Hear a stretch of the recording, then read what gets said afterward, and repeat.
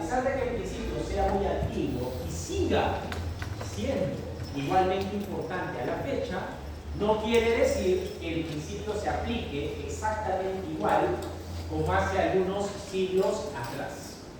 Necesitamos ser conscientes que el modelo de Estado, que la organización política ha cambiado desde ese momento en el que el principio agarró fuerza, porque no es que nace con Montesquieu, pero Montesquieu lo desarrolla ampliamente en su libro y por eso a él se le suele poner como el máximo exponente, a pesar de que es un principio que tiene antecedentes hasta en la filosofía antigua como en Aristóteles y la política, pero es en la obra de Montesquieu, en el Escrito de las Leyes, en donde desarrolla ampliamente el principio. Pero claro, cuando Montesquieu desarrolla ampliamente el principio en su obra, él está pensando en un modelo liberal de Estado, porque era el tipo de Estado que se promueve tras el quiebre con las monarquías absolutas. Pero hoy, 2025, claramente no estamos parados en un modelo liberal.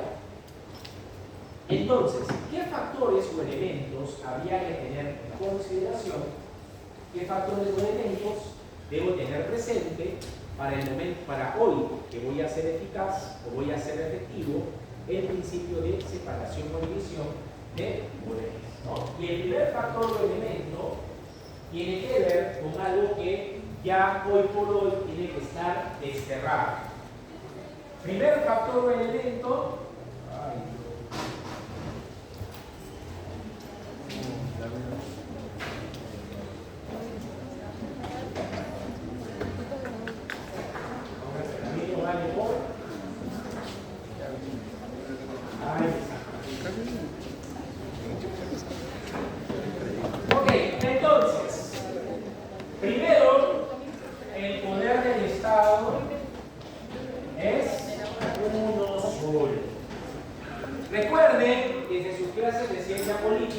y esas teorías contractualistas, cómo es que todas ellas, más allá de las diferencias que puedan presentar, por ejemplo, respecto de cómo conciben el estado de naturaleza o cosas parecidas, la coincidencia es que al final nosotros hemos tomado la decisión de darle un poder al Estado, no de darle 3 poderes, no de darle 4 poderes, no de darle 5 poderes, sino de darle un solo poder.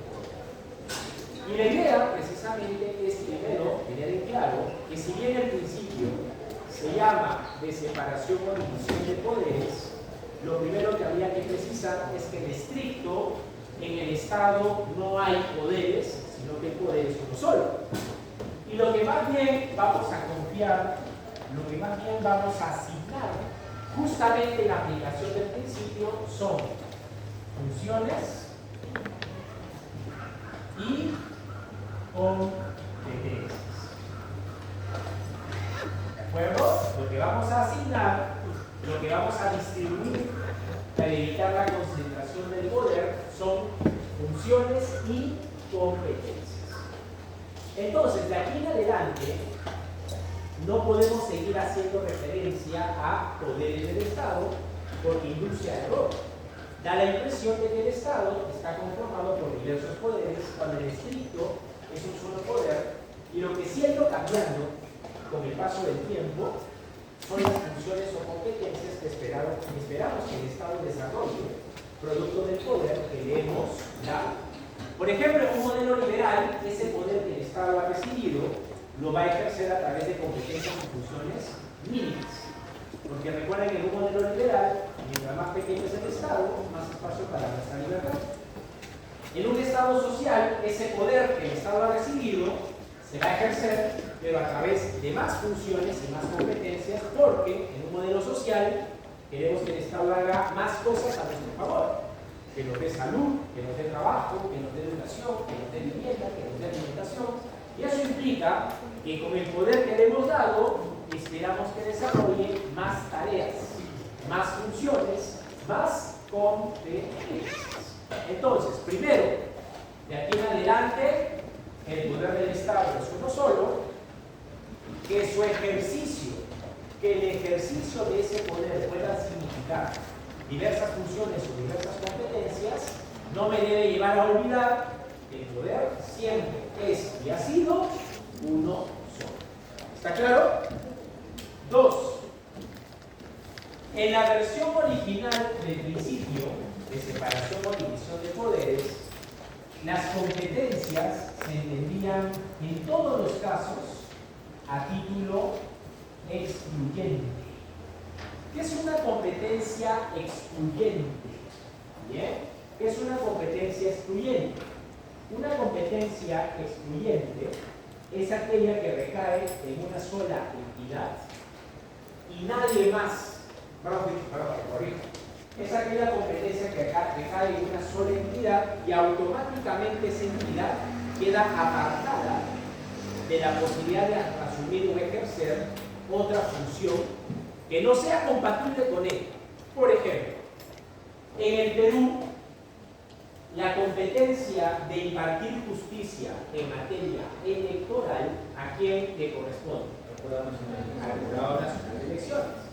Esa competencia no solamente es exclusiva, ahora les voy a explicar qué significa eso, sino que es una competencia excluyente porque dada la naturaleza de la competencia que tiene, que es impartir justicia en materia electoral, queda excluido el jurado de desarrollar cualquier otra función que sea incompatible con la función jurisdiccional.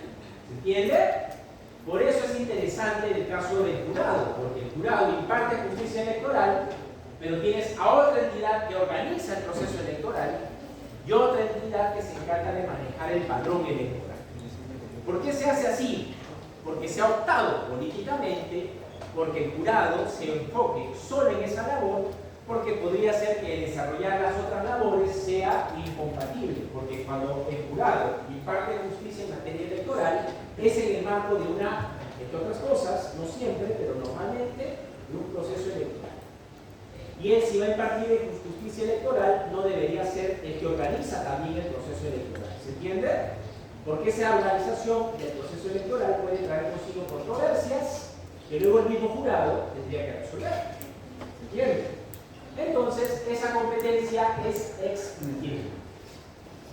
En la versión original del principio, o sea, hace siglos atrás, se entendía que el Estado, como recuerdan que el modelo que planteaban era liberal, se entendía que el Estado solamente debía desarrollar tres funciones: legislar, ejecutar lo legislado y juzgar. Liberal, Estado pequeño, competencias mínimas. Mientras más pequeño el Estado, más espacio para nuestra libertad. Entonces el Estado se debe encargar de lo mínimo indispensable, que eran esas tres funciones.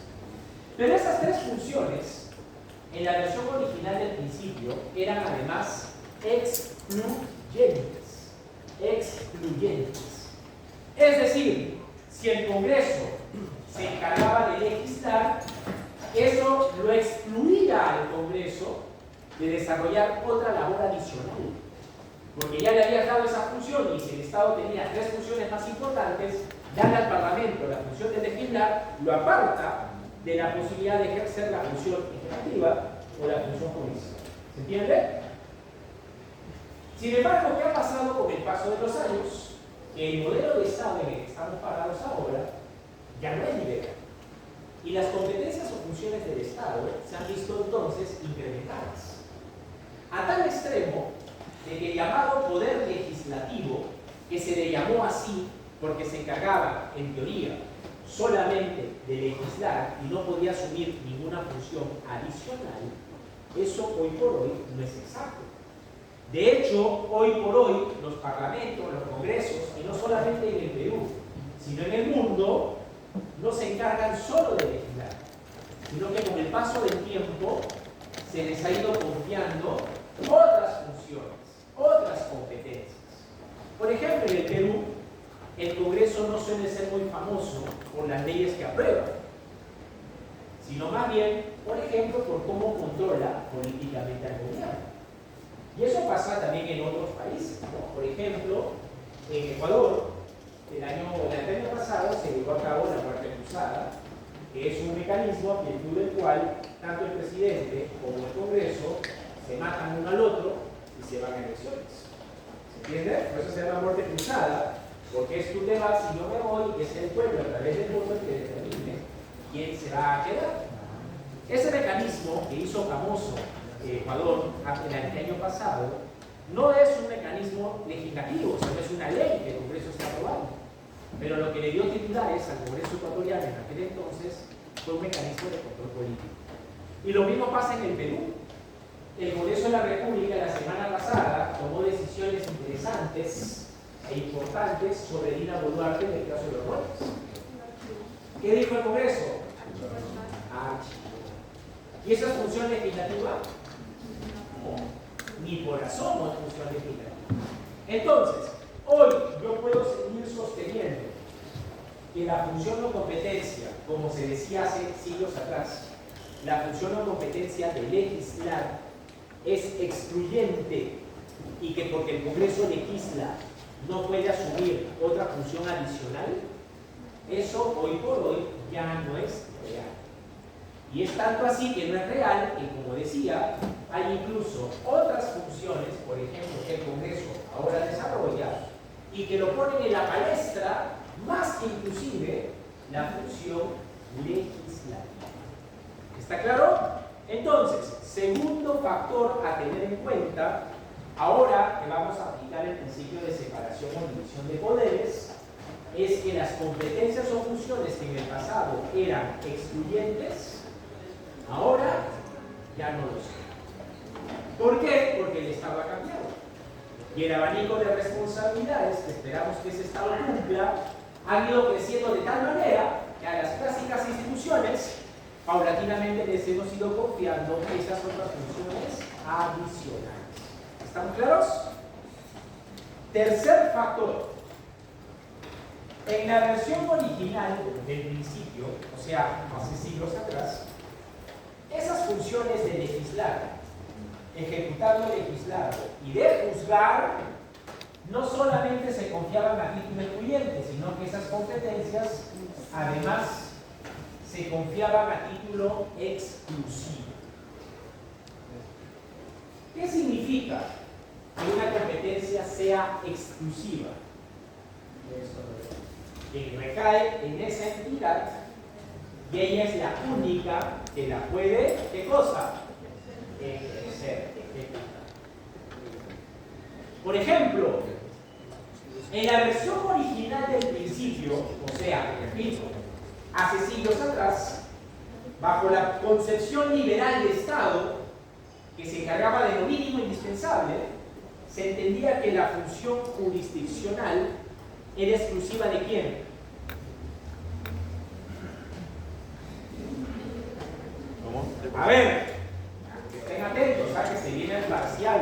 Y no quiero yo, se viene el parcial. Escuchen. Cuando el principio se desarrolla con más énfasis por Montesquieu hace siglos atrás, recuerden que el pensamiento era liberal. De ahí que se entendía que el Estado se debía encargar de lo mínimo indispensable. ¿Qué implicaba eso mínimo indispensable? Tres funciones: legislar, ejecutar lo legislado y juzgar. Punto. Pero esas funciones, así como se confiaban en aquel entonces a título excluyente y hoy ya no es así, así también en la versión original del principio, esas funciones se confiaban a título exclusivo. Y hoy eso tampoco es así. Por ejemplo, en la versión original, o sea, de hace siglos atrás, la función jurisdiccional, a título exclusivo, ¿a quién se le confiaba? Levantando la mano, ¿a quién? Uy, he escuchado ahí algo que voy a hacer de cuenta. No, doctor, no está mal. Al juez. ¿Cómo me va a decir al juez, doctor? Acuérdense que habían tres instituciones. ¿Quién? El Poder Judicial, pues. Si son tres funciones. Legislativa, ejecutiva. Todavía no he hecho el parcial, ¿no? Pero cuando pasan estas cosas, algo genera en mí. Le digo, voy a hacer un parcial ultra, hiper, super fácil. No, porque no merecen otra cosa.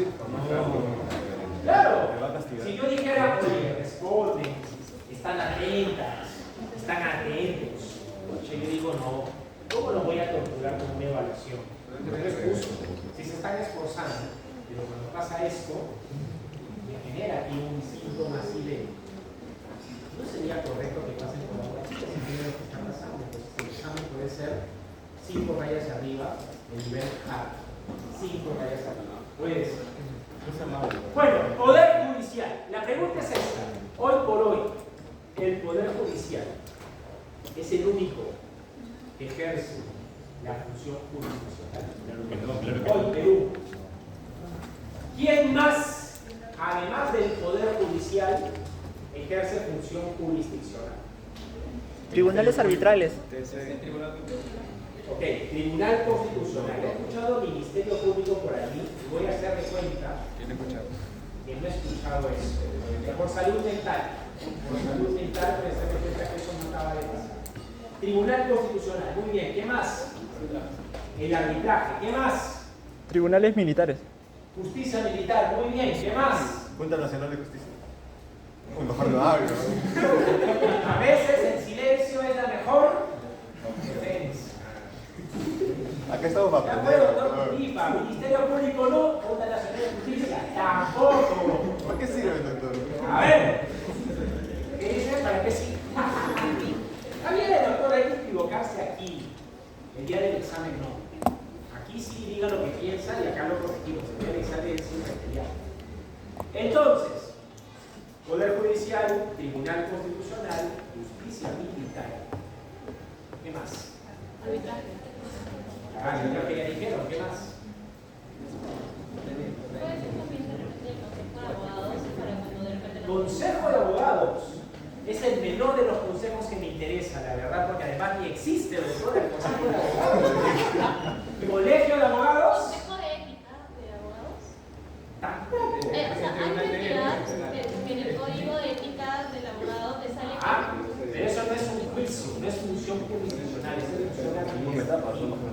Sí. El Tribunal de Ética del Colegio de Abogados la va a sancionar usted, pero no es función jurisdiccional. Los miembros del Comité de Ética del Colegio de Abogados no son jueces. Y es más, esa sanción, usted eventualmente, si la considera arbitraria, es pasible de ser controlada judicialmente, porque propiamente no es una función judicial la que se ejerce. ¿Entiende? Entonces, Poder Judicial, Tribunal Constitucional, Arbitraje, Justicia Militar y... ¿Cómo? ¿Qué significa JNE? No me pongan siglas en el examen porque los voy a jalar. Ya les he dicho. No, con mayúscula, doctor. No me pongan siglas porque ya ha quedado demostrado que ponemos siglas y no sabemos qué significa. Muy bien, doctor. Entonces, ¿quiénes ejercen función jurisdiccional en el Perú? Poder Judicial, Tribunal Constitucional, Jurado Nacional de Elecciones, Justicia Militar y el arbitraje. Entonces, tú puedes seguir diciendo hoy, 2025, que la función judicial es exclusiva del Poder Judicial. Hoy esa competencia o función que antes era exclusiva, hoy se denomina compartida, porque recae en más de una entidad. ¿Correcto? Otro ejemplo. La función legislativa. Hoy sigue siendo exclusiva del Congreso. No, para nada. Es exceso de confianza. ¿Quiénes más ejercen función legislativa, doctor Cutipa, por favor? La presidenta y sus ministros. ¿Cómo? La presidenta y sus ministros. O sea, el Ejecutivo. El Ejecutivo. ¿Qué normas ejerce o emite el ejercicio de la función legislativa? Decreto legislativo y decreto de urgencia. Muy bien, doctor. Así estamos. Usted mismo. ¡Por favor! Usted mismo, doctor Cutipa. ¿Sobre qué materia puede versar los decretos de urgencia? Sobre tributario y económico. ¿Sabe qué es lo más gracioso? Que sus compañeros... ¡Está mal! Porque los decretos de urgencia no pueden versar sobre materia tributaria. La misma Constitución lo prohíbe. Económico. Usted Lo peor es que los demás, oye, estudiamos el fin de semana por el sábado. Castiga, Ah, sube la moral. para inducir error, para engañar. Sube la moral, ¿no? Dios mío, de verdad, Dios mío. Pero casi.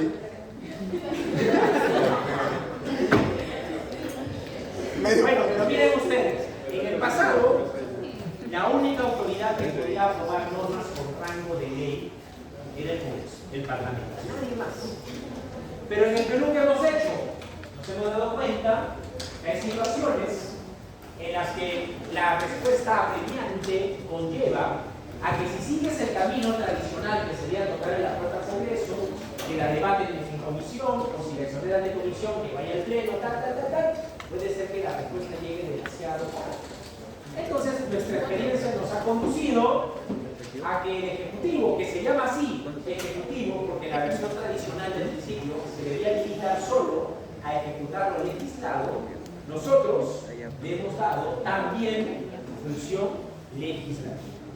Consecuentemente, la competencia o función legislativa hoy no es exclusiva del Parlamento, Congreso.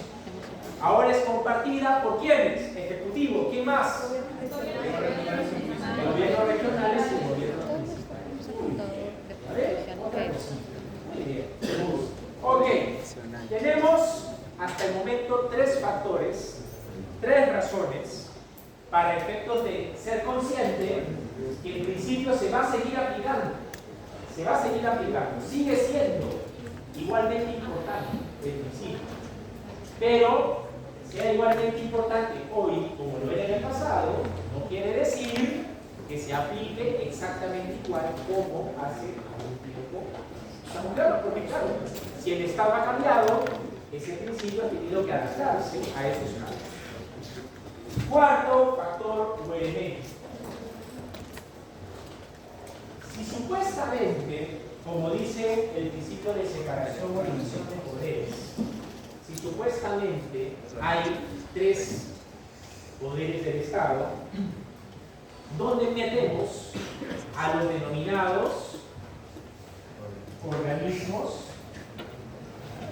constitucionales? ¿Dónde los metemos? Y pregunto dónde los metemos. Porque lo que sucede es que estas entidades tienen el mismo, escúchenla, estas entidades tienen el mismo rango jurídico y político que los clásicos poderes del Estado.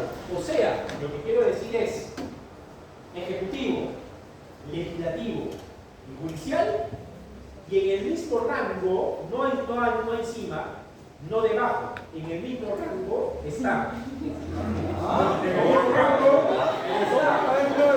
¿Qué pasa, hermoso? Ahora, entonces, en el mismo rango, así como rojo de todo. Entonces, en el mismo rango que está Tribunal Constitucional, Contraloría General de la República, ¿qué es la ONCE? Ahí está. No siglas. Acostúmbrense a poner los nombres completos. Si ven el parcial, la van a ver verde. Entonces, Contraloría General de la República, Jurado Nacional de Elecciones, Oficina Nacional de Procesos Electorales, Defensoría del Pueblo, Ministerio Público, Superintendencia de Bancas, Seguros y AFPs. ¿Qué más? Banco Central de Reserva. ¿Qué más? ¿Qué? Ministerio Público. ¿Qué? Registro.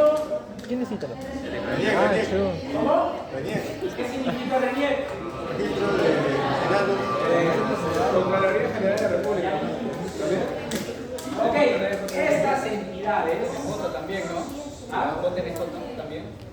¿O no? JNJ, Junta Nacional de Justicia. Ah, que no entendí que te dejo. Sí, claro, es un organismo. Entonces, estas entidades no están ni por debajo de los clásicos poderes del Estado ni por encima. Están al mismo nivel. De hecho, la relación entre los organismos constitucionales y los llamados poderes del Estado es una relación de jerarquía. No puede ser de jerarquía, porque acuérdate que todos están al mismo nivel. Es una relación de competencia. Muy bien, de competencia. Si el asunto es materia electoral, ¿a quién le compete? Jurado Nacional de Elecciones. Si el asunto implica denunciar el ejercicio de la acción penal, ¿a quién le compete? Al Ministerio Público. Es competencia, para que vean lo que es importante partir de la unidad del poder de funciones competencias. Porque esas competencias nosotros hemos tomado la decisión de confiárselas a entidades que van a tener exactamente la misma autonomía que los clásicos llamados poderes del Estado. Por eso es que cuando yo les he corregido su avance de su trabajo la semana pasada, en algunos casos, ¿qué les decía? Órgano, te preguntaba, u organismo. ¿Se acordarán?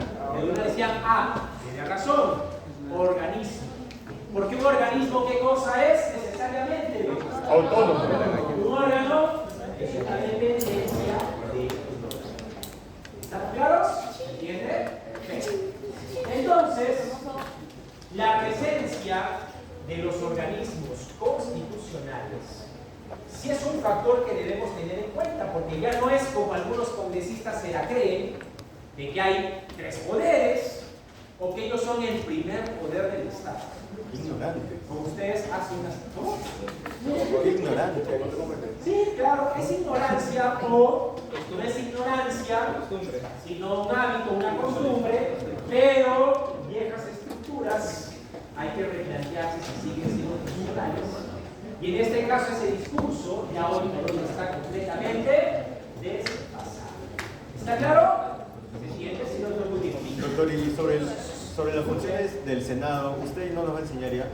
O sea, porque ahora que vamos a entrar a una época bicameral. No eso sí, la verdad. A ver, ¿Cómo voy le a nota? hacer en cuenta que no he escuchado eso porque hasta donde yo tengo entendido, no he entrado a sistemas de gobierno como para que hagamos relaciones con su gobierno y ahí veamos qué hace la Cámara de Diputados, qué hace el Senado. Yo le diría un consejo, doctor Cutipa.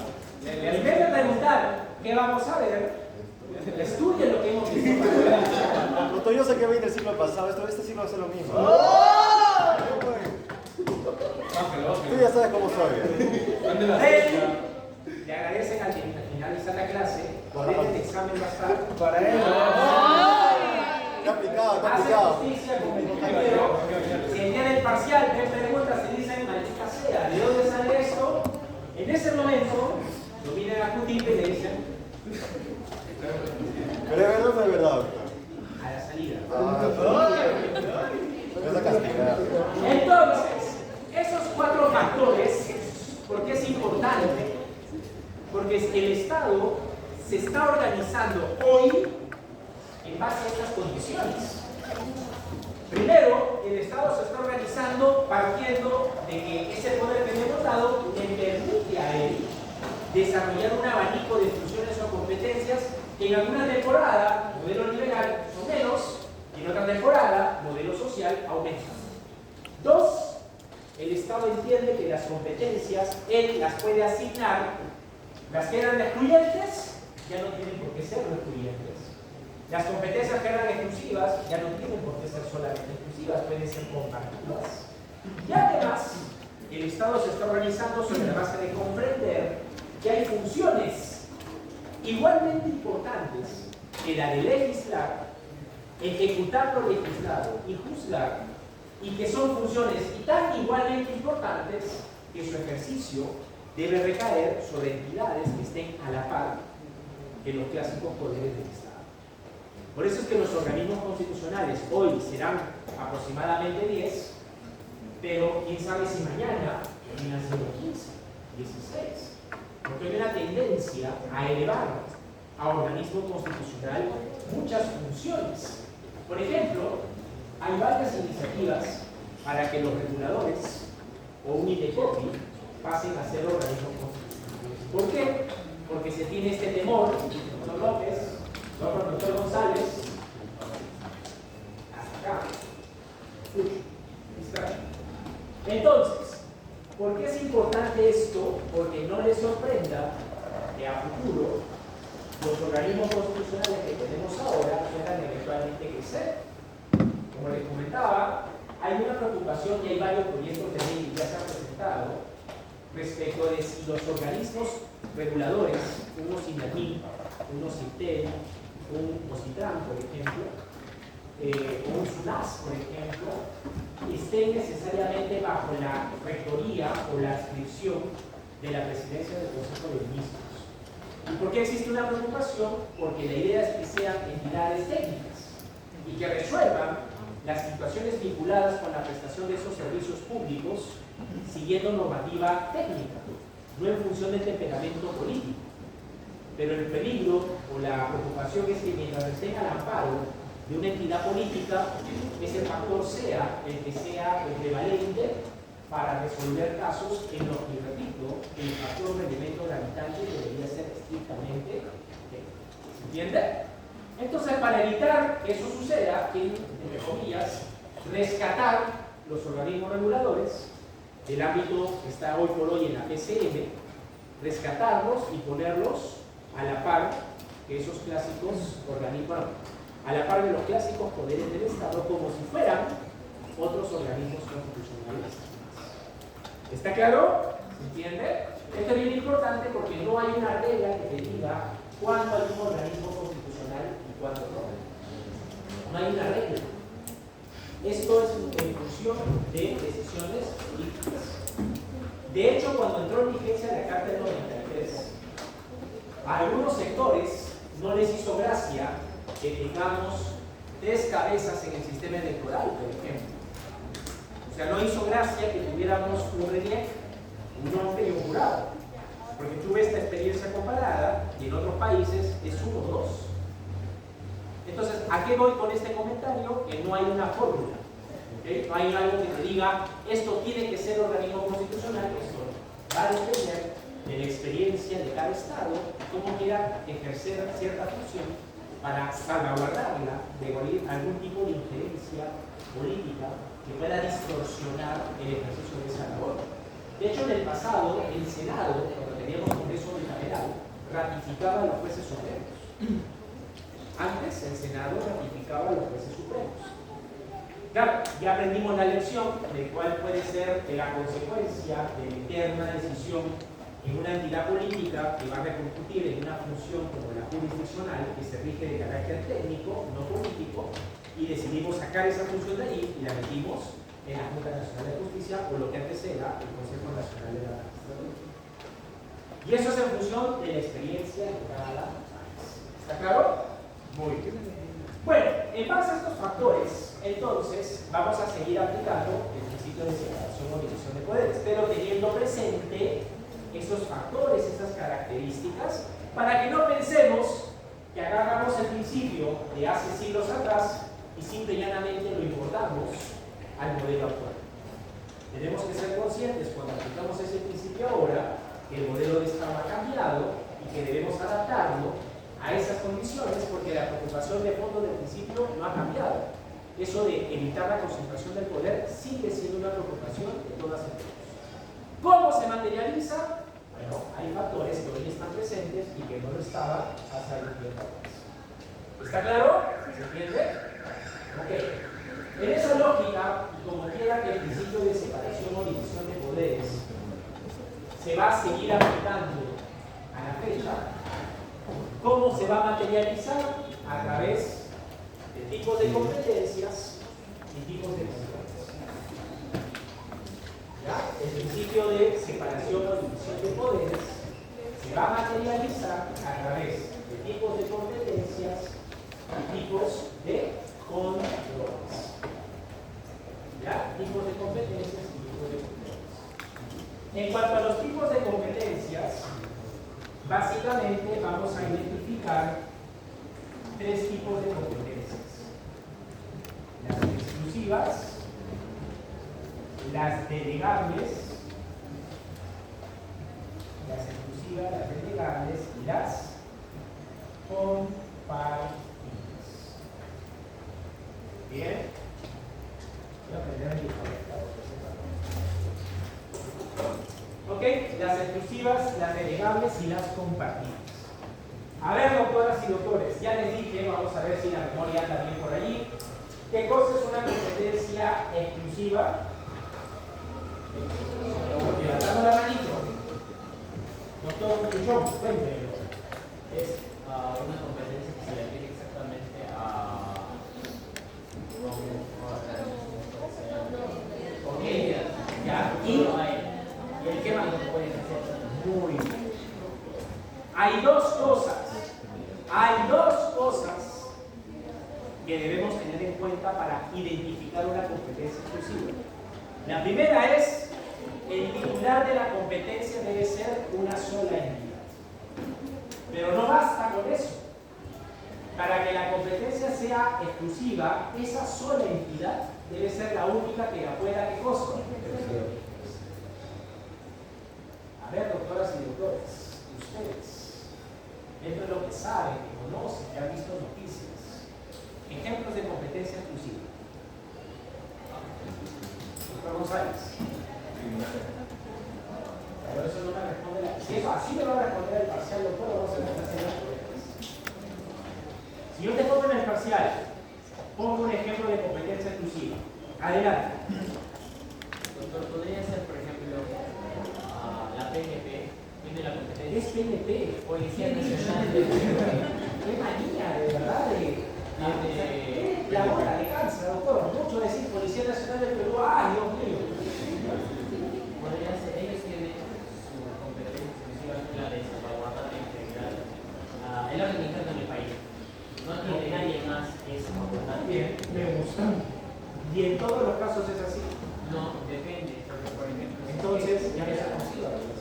Pero es excepcional. Entonces ya no es exclusiva. Usted va a decir en un estado de emergencia que el presidente de la República está mal, entonces ya no es exclusiva.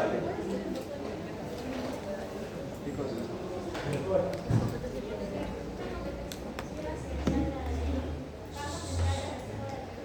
¿De qué se encarga?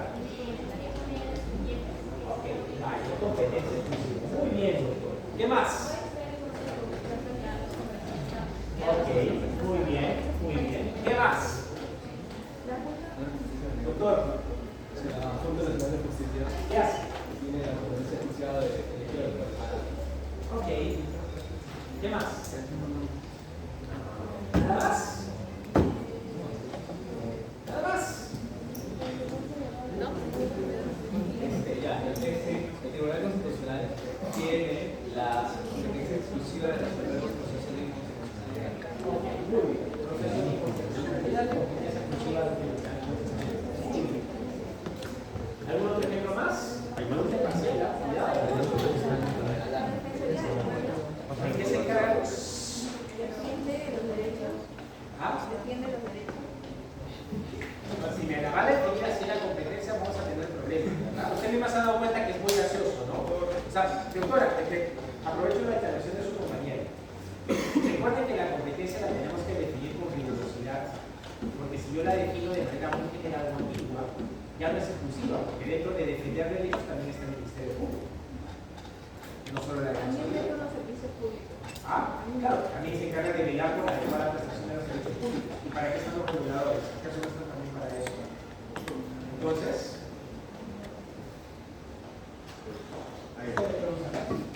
Defensoría del Pueblo porque tutela los derechos de los ciudadanos y ampara. ¿está conectado a la clase? No, sí, pero ¿No escucha lo que le acaba de corregir a su compañera? tiene un punto más. A ver. El cumplimiento de los deberes. Y eso es solo la Defensoría, nadie más se encarga de velar por eso. Si define la competencia así de ambigua, va a entrar todo. Las competencias se tienen que definir con rigurosidad. Por ejemplo, el doctor Valera, ya recibió otra vez. En serio, o sea, ya deja de ser gracioso y incomoda, te digo de una vez. En serio, madure. Entonces, cuando el doctor Valera definía la competencia del tribunal, él decía, el Tribunal Constitucional es el competente exclusivo para conocer los procesos o el proceso de constitucionalidad. Si ustedes se dan cuenta, la competencia, mientras más rigurosa se defina, mejor vas a saber si es exclusiva y compartida. ¿Qué hubiera pasado si su compañero hubiera dicho el Tribunal Constitucional es el competente exclusivo de velar por la jerarquía normativa de la Constitución? Ya no sería exclusiva porque también está el control difuso que hacen los jueces en el Poder Judicial, por ejemplo. ¿Entiende? Entonces, claro, como ha definido la competencia tan general, pues ahí lamentablemente deja de ser exclusiva porque tu competencia la has definido así, entra gato, perro, pericote. En cambio, si la competencia es rigurosamente definida, recién ahí vas a poder decir con seguridad si es exclusiva o si es compartida. ¿Está claro? Ok, entonces una competencia exclusiva es aquella que recae en una sola entidad y ella es, y esta condición es indispensable. Esa entidad es la única que la puede ejercer. ¿Bien? ¿Está claro? Okay. ¿Qué es una competencia delegable?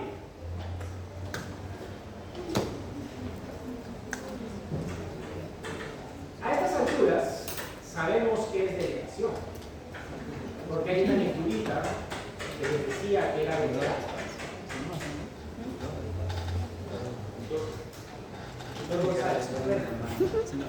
entidad tiene esa capacidad, pero le da Tiene la competencia. la competencia, pero le da a otra. ¿Quién le da? Esa misma competencia para que tenga. Entonces no es delegación, pues es transferencia. Rigurosidad terminológica, always, siempre. Delegar, ¿qué implica? Yo voy a ser el titular de la competencia, voy a mantener la titularidad, pero lo que te voy a encargar, ¿qué va a ser? ¿Qué creen que voy a encargar? Yo soy el titular. ¿Qué te puedo encargar? El ejercicio. El ejercicio. Por ejemplo, cuando el Congreso le delega facultades legislativas al Ejecutivo, ¿el Congreso deja de ser titular de la función legislativa? No, sigue siendo el titular. Pero lo que está encargándole al Ejecutivo es que ejerza esa función por encargo, o sea, por delegación.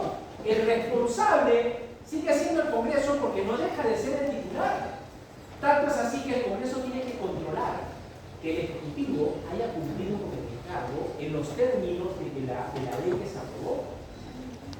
Es decir, yo Ejecutivo recibo la delegación de facultades por parte del Congreso, emito un decreto legislativo y tengo la obligación de remitir ese decreto legislativo, más allá de que se publique en el peruano, lo tengo que mandar ¿a quién? Al Congreso. ¿Y por qué le tengo que mandar al Congreso? Porque el Congreso es el titular de la función, yo estoy cumpliendo su encargo.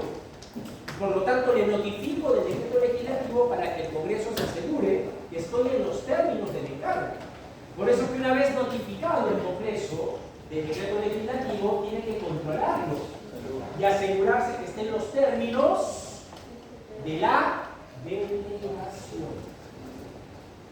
Por eso les decía que en la competencia exclusiva es muy importante marcar la diferencia entre titularidad y ejercicio, porque en la exclusiva ambas responsabilidades recaen sobre la misma entidad.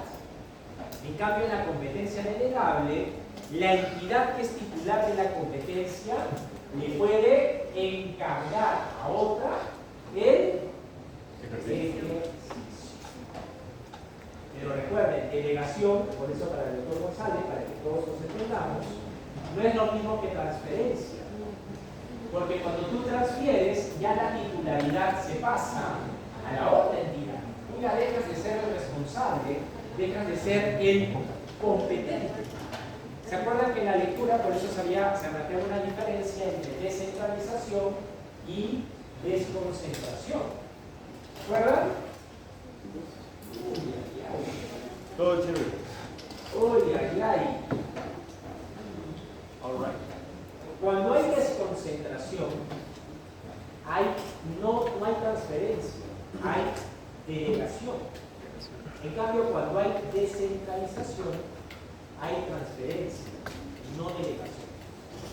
Entonces, vuelvo a decir, una competencia delegable es aquella que recae en una entidad, pero esta entidad puede a otra encargarle ¿qué cosa? El ejercicio. ¿Está claro? El ejercicio. Pero como solamente has encargado el ejercicio y tú sigues siendo la titular de la competencia, la responsable de la competencia, al final de cuentas, ¿quién es? Entidad. Por eso que tienes que controlar que lo que haya hecho esa entidad con delegación esté en los términos de un encargo. ¿Está claro? ¿Se entiende? ¿Y qué cosa es una competencia compartida? ¿Cómo? Ambas, o sea, solamente son dos. Entidades. Ok, más de dos. Doctora, díganos. En la que intervienen dos o más entidades en Muy funciones. bien. Una competencia es compartida cuando recae en dos o más entidades. Pero ahí viene el detalle. Si es una competencia compartida, hay dos cosas que tienes que evitar. ¿Ya? Mucha atención, porque claro, te puede hacer ruido. ¿Para qué necesitaría dos o más entidades que se encarguen de lo mismo? ¿Cuál sería la razón de ser? ¿Qué le da sentido a eso? Bueno, cuando vas a configurar o estructurar una competencia compartida, tienes que evaluar dos cosas. La primera es que haya realmente necesidad de que dos o más entidades actúen en esa materia, sean competentes. Porque a veces, por darnos de muy democráticos, metemos a 5 entidades. ¿Y qué pasa con eso? Que a veces eso vuelve ineficiente el aparato estatal porque retarda la capacidad de respuesta del Estado, porque como tienen que participar 2, 3, 4, 5 entidades, hasta que las 5 entidades ejerzan su competencia, ya estamos fregados. ¿Se entiende? Entonces, cuando vas a configurar, vas a estructurar una competencia compartida, tiene que primero asegurarse que la competencia esté justificada, que recaiga en dos o más entidades. ¿Ok? Ahorita te voy a poner un ejemplo. Y lo segundo que debes evitar, en caso que configures o estructures una competencia compartida, lo segundo que hay que evitar son los conflictos de competencia. ¿Ya? Los conflictos de competencia. Le voy a poner un ejemplo. ¿Ya? Acá en la clase hemos conversado sobre los procesos constitucionales de tutela de los derechos fundamentales. ¿Verdad? ¿Cuáles son? ¿Cuáles son los procesos para proteger derechos fundamentales? Habeas corpus, habeas data, amparo y cumplimiento. Inconstitucionalidad es carácter no. Ok. ¿Dónde empieza el habeas corpus? En el Poder Judicial. ¿De acuerdo? Si el demandante pierde, en el Poder Judicial, vía recurso de agravio constitucional, el expediente se lleva al Tribunal Constitucional. Repito, el habeas corpus, supongamos que acá el doctor está privado de su libertad personal y contrata a la doctora Vera como su abogada. La doctora Vera no puede dar un salto de garrocha e ir directamente al Tribunal Constitucional y presentar la demanda de habeas corpus. ¿Por qué? Porque la competencia para proteger derechos fundamentales a través de los procesos de habeas corpus, habeas data, cumplimiento y amparo es una competencia compartida. ¿Por qué compartida? Porque participa de la misma competencia el Poder Judicial y el Tribunal Constitucional. Entonces, ella, como abogada, que acá el doctor, va a presentar la demanda en el Poder Judicial. El Poder Judicial va a revisar el caso entonces primero. Si la demanda es rechazada en el Poder Judicial, recién el caso, a través de un recurso que se llama recurso de agravio constitucional, el expediente se lleva al Tribunal Constitucional. ¿Qué va a hacer el Tribunal Constitucional? Va a controlar si lo que el Poder Judicial resolvió estuvo bien o estuvo mal. ¿Se entiende? Entonces, si a ti te preguntan, la competencia para conocer y resolver procesos constitucionales de tutela de los derechos fundamentales es exclusiva, delegable o compartida, tu respuesta es compartida. Pero ahora van a ver que esas dos condiciones que les pedí que evalúen se cumplen. ¿Cuántos jueces y juezas tienes del Poder Judicial a nivel nacional y cuántos magistrados del Tribunal Constitucional tienes a nivel nacional? Jueces, muchísimo. Jueces en todo el país. ¿Y cuántos magistrados tenemos en el Tribunal Constitucional? 7. Entonces, ¿qué pasaría si todos los habeas corpus, habeas data, cumplimiento y amparo empezaran todos en el Tribunal Constitucional? No nos daríamos abasto de la regla. Jamás llegaríamos a una solución o decisión oportuna, porque 7 gatos, para ver esa demanda que podría significar que toda demanda a nivel nacional llega primero al Tribunal Constitucional, esos 7 gatos no se darían abasto. Y los fines del proceso constitucional, que sería proteger oportunamente tu derecho fundamental, no se alcanzaría, ¿verdad? Porque claro, tu demanda la presentaste, pero hasta que llegue sentencia de esos 7 gatos, con todos los otros casos que tiene que conocer, espérate ese plan. Entonces, ¿pero qué si tenemos a nivel nacional? Un ejército de jueces. Entonces, que primero lo vean los jueces del Poder Judicial, porque a lo mejor, con que los jueces del Poder Judicial intervengan, ya no todos los casos llegan al Tribunal Constitucional. Eficiencia. ¿Se entiende? Eficiencia. Y por eso yo les decía, solo si el demandante pierde, en el Poder Judicial puede presentar recurso de agravio para llegar al Tribunal Constitucional. ¿Por qué esto si solamente el demandante pierde? Porque ¿quién es presuntamente la víctima? El demandante, que es el que está viendo violado su derecho. Si el Poder Judicial le da la razón al demandante, el temperamento es, ya se protegió el derecho fundamental, ya para qué va a entrar al Tribunal Constitucional. ¿Se entiende? Y 2, evitas los conflictos, porque no hay manera de que el tribunal conozca el caso sin que previamente haya decisión de quién. Del Poder Judicial. Eficiencia y no hay conflicto. ¿Se entiende? Entonces, cuando tú vas a configurar una competencia compartida, no se trata, por eso les decía, yo sé que es poco popular lo que van a escuchar, pero no se trata de que porque seamos democráticos, que todos opinen, que todos participen, porque a veces hacer eso retarda, dilata la capacidad de respuesta que el asunto requiere. Y quizá lo más recomendable es primero preguntarle, ¿realmente quién se necesita que intervenga? No por un tema de darle voz, solamente para cumplir y que sea escuchado. A quién realmente necesitamos escuchar en la competencia y luego defines la etapa, el momento en el que cada entidad debe intervenir para que no colisione. ¿Está claro? Esa es una competencia compartida. Preguntas, dudas, inquietudes hasta aquí. A ver, la competencia de declarar un estado de emergencia en el Perú, delegable, compartida, exclusiva, ¿qué cosa es? ¿De quién? La competencia para...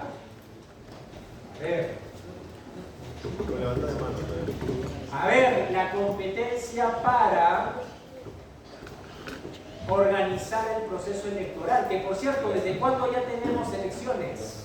O sea, pero ¿desde cuándo ya estamos en periodo electoral? ¿Desde cuándo? 12 de abril. 12 de abril. ¿No? Y ahí ya no hay cambio de las reglas de juego, por eso ustedes habrán escuchado que el Congreso desesperadamente ha ido aprobando varias modificaciones, pero estas modificaciones, algunas por ejemplo de la reelección de alcaldes o gobernadores, no está dentro de la prohibición. ¿Por qué? Porque en 2026 ¿qué vamos a elegir? ¿Alcaldes? No, senadores. Ajá, los cambios que no se permiten son los de elecciones generales, presidenciales o congresales. ¿Quién va a organizar ese proceso electoral? ¿Quién? Jurado Nacional de Elecciones. La Oficina Nacional de Procesos Electorales. La Oficina Nacional de Procesos Electorales. Que acabo de explicar al inicio de la clase, que el jurado no organiza, el impacto de justicia en materia electoral, quien organiza es la Oficina Nacional de Procesos Electorales. ¿Alguien más puede meterse al Congreso y decir, oye, amigos de la OMPE, le vamos a ayudar? No se puede. Es exclusivo de la Oficina Nacional de Procesos Electorales. ¿Está claro? ¿Quiénes han sido miembros de mesa aquí que todavía no postularon? No, todavía. Todos somos guaguas. Bueno, vamos a ver si no les toca, ¿no? Porque ustedes ya son mayores de edad. O sea, su primera selección. Sí, la primera vez. ¿Qué son 300 años? Es el anillo. Claro, los avisos.